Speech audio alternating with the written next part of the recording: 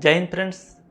विपक्ष ने लोकसभा स्पीकर लोक विश्वास प्रस्ताव का नोटिस भेज दिया है, जिसमें लगभग 100 प्लस सांसदों ने हस्ताक्षर किया है, जिसको कम से कम 50 सांसद का हस्ताक्षर होना ऐसे प्रस्ताव के लिए ज़रूरी है।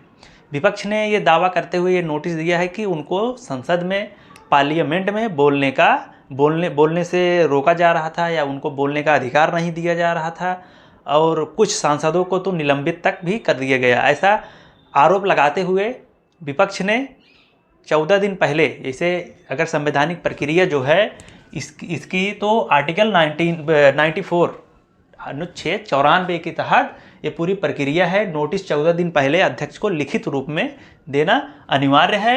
उसका लोकसभा के कम से कम 50 सांसदों का समर्थन होना जरूरी है। इसमें अध्यक्ष जो है, जब इसकी प्रक्रिया में अध्यक्ष को बोलने का अधिकार होता है, लेकिन अध्यक्षता करने का अधिकार नहीं होता है। उसको वोटिंग का भी अधिकार होता है, यहाँ पे सब शॉर्ट फॉर्म में लिख दिए हैं। वोटिंग का भी अधिकार होता है, कार्यवाही में भाग लेता है और निर्णायक मत नहीं दे सकता है। इसमें क्या है, बारीक बारीक पॉइंट या एग्जाम पॉइंट ऑफ व्यू से जो इम्पोर्टेंट है उसको लिख दिया है। अब इसमें ये सब आप क्या है, इसको आप लोग नोट कर लीजिए या आप लोग एक बार बढ़िया से पढ़ लीजिए, सब याद हो जाएगा।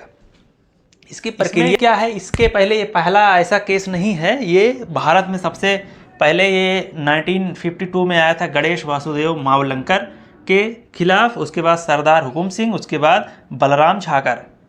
लेकिन प्रस्ताव तो आया था, लेकिन कोई पद से हटाया नहीं गया था। क्योंकि क्या है, इसमें भी जो अभी प्रेजेंट टाइम में जो हुआ है, इसमें भी ऐसा नहीं लग रहा है कि उनको हटाया। क्योंकि क्या है कि सत्ता के पास मेजॉरिटी उतनी है और विपक्ष के पास उतनी मेजॉरिटी नहीं है।